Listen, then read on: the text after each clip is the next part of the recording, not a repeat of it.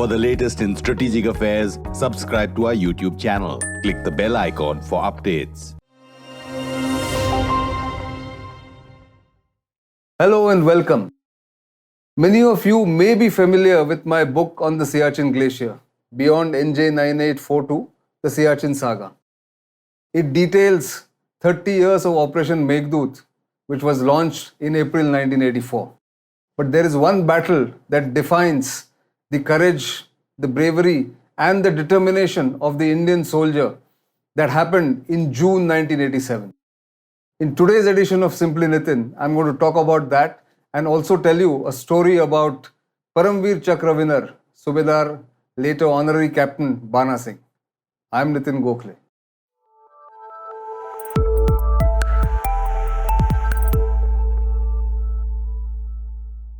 So, Operation Meghdoot, as I mentioned, began on 13th April 1984. In 2 or 3 years after that, the Indian positions on the Saltoro Ridge that divides India and Pakistan and of course prevents Pakistan from coming onto the Siachen Glacier is the crucial ridge line that needs to be guarded all the time. But during the first few years of Operation Meghdoot, the Pakistanis had managed to come and occupy a very critical position at about 21,153 feet. And that position was named after the father of Pakistan, Quaid-e-Azam Muhammad Ali Jinnah, by the Pakistanis, showing how important that post was. They had managed to sneak in between the Indian deployments and had occupied that height, which meant that they had an advantage of looking onto the Siachen Glacier and also preventing Indian helicopters and Indian supplies to come onto some of the posts that were held by the Indians nearby. Sonam Post, Amar Post, all that.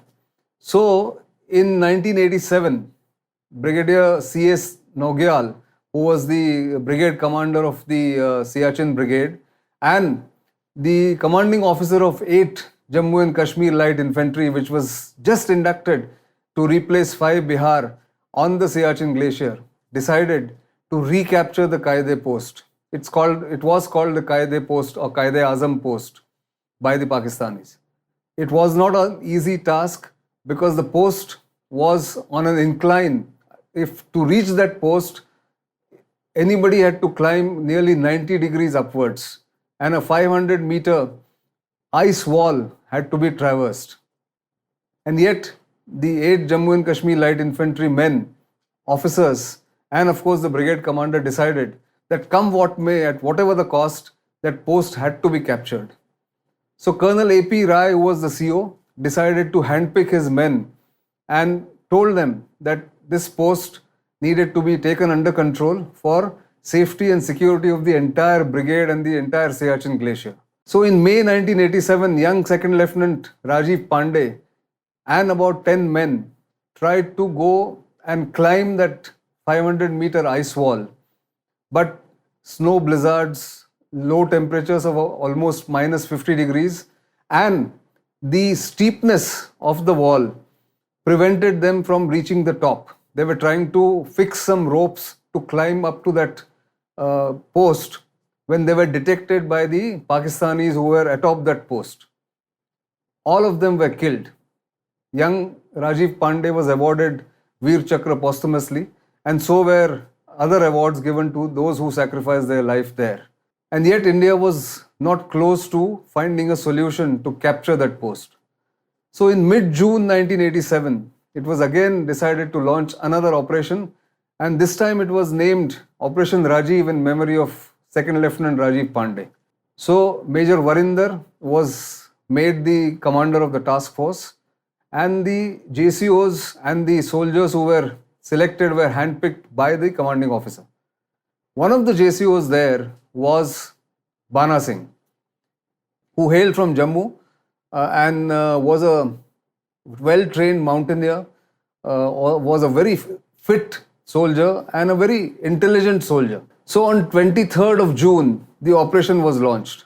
It took 3 days for the task force to come to the base of that steep climb because Every 10 meters, men and officers had to halt to catch their breath. At 21 and 22,000 feet, you don't walk briskly. You have heavy loads on your back. It's minus 40 or minus 50 degrees. The wind chill factor takes the temperature further down, and then you have to remain undetected by the Pakistanis. So they were walking in waist deep snow at night, trying not to be seen by the Pakistanis. After 3 days, when they reached the base of the steep climb, as I mentioned, or the incline, the steep wall that was there, Bana Singh and 2 or 3 of his men managed to climb that 500-meter wall step by step, excruciatingly slow, going up the wall. And they went up, catching the Pakistanis by surprise. They had on the plateau of that post, of that wall, they had kept their bunker deep inside the plateau, so that if anybody came also, it will take them time to rush through or attack that bunker that was there deep on the plateau. Bana Singh and his men managed to get there, hurl some grenades inside, and of course, killing 6 Pakistanis there. 3 or 4 Pakistanis were so scared that they jumped off the post on their side of the cliff and started running. But one man was equally brave on the Pakistani side. Subedar Atta Muhammad, who single-handedly tried to take on the Indian raiding party led by Bana Singh. But he was outnumbered, he was killed, but he died heroically. But for the heroism of Atta Muhammad, this post would have been captured much earlier, is what Bana Singh has said in the book launch. When I launched this book, in fact, Bana Singh spoke and spoke very nonchalantly, saying that we were given a task, हमें एक duty दी गई थी, हमने वो कर दी. He was so simple and so humble in talking about what he had achieved. So when Indians captured that post, it meant that they had a clear view. There was no way the Pakistanis now could come to the Siachen Glacier or attempt to interdict Indian forces or Indian helicopters or shoot at the Indian helicopters which were trying to supply food and ammunition and transport men to those posts called Amar, Sonam and the Kaide post. Incidentally, for his bravery, Bana Singh was awarded the highest gallantry award in wartime, the Paramveer Chakra. Others got, couple of them got Mahavir Chakra, 6 Veer Chakras, and all of them were awarded. The brigade commander was so pleased with that operation and so proud of that operation that when he came down to the base camp to meet the heroes of that battle, he instantly decided that post from now on, the Qaid-e-Azam post, which was named by the Pakistanis, would be called Bana Top or Bana Post. So today, in Siachen, the Bana Post is considered a Mecca of Siachen warriors who have to visit there or at least sight that post and then pay their respects to the most heroic battle you can imagine that was fought at that altitude. Remember, 21,000 feet plus altitude, minus 40 or 50 degrees temperature, very low oxygen and faced with enemy fire. Under those circumstances, this is the only instance in that battle on the Siachen Glacier from 1984 where a post was recaptured. No other instance is there where a post which was held by one side has been recaptured by the other.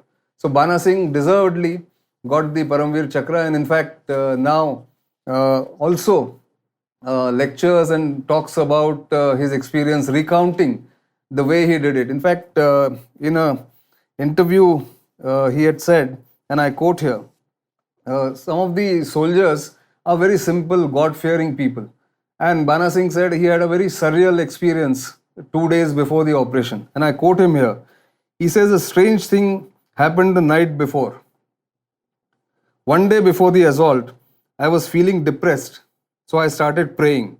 I heard the voice of Guru Gobind Singh, who said, I was only testing you. Then my depression disappeared. It is the first and last time that I had such an experience. He is quoted in this book of mine, but you have to hear him when he recounts his experience in such simple terms and simple words and is very humble about his achievements. The nation is grateful to Bana Singh and his men who did all this. There were others like Sansar Chand, there were two or three other riflemen, Chuni Lal, Lakshman Das, Om Raj, and Kashmir Chand. These are the people who accompanied Bana Singh in that operation, which won back, or India wrested back that Qaid post.